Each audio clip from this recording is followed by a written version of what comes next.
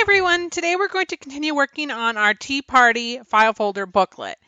I am now working on the inside of the booklet, so I'm just using a bunch of different stamps and paints to create all the backgrounds in this book. If you want to see how I created the booklet, I can put a link here to the previous video. And the names of the supplies and all the colors that I'm using will be listed in the description below. Because I'm just working very quickly to create all these backgrounds, I'm going to put on some music so you can watch as I make this. And then in the next video, I will decorate all the pages and complete the booklet.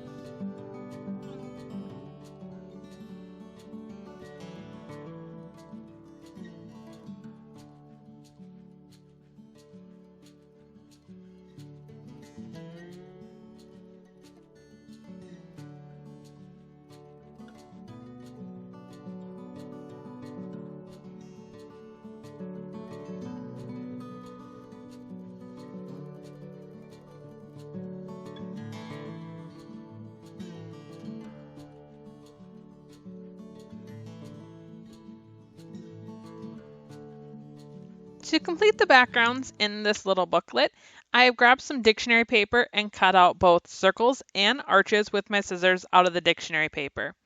To make these circle outlines, it's very simple. All you have to do is cut the original circle and then using your scissors, cut into it just slightly, about 1/8 of an inch, and then continue cutting out a second circle. And when you glue it down, you'll never see that this was actually separated. It looks like one complete circle.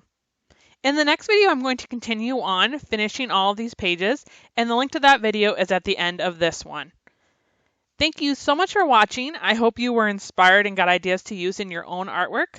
I'd love to see what you're working on, so post a picture and tag us using #ArtJournalJunction. If you enjoyed this video, please consider giving us a thumbs up and also hit the subscribe button to let YouTube know you want to see more of our art journaling videos in the future.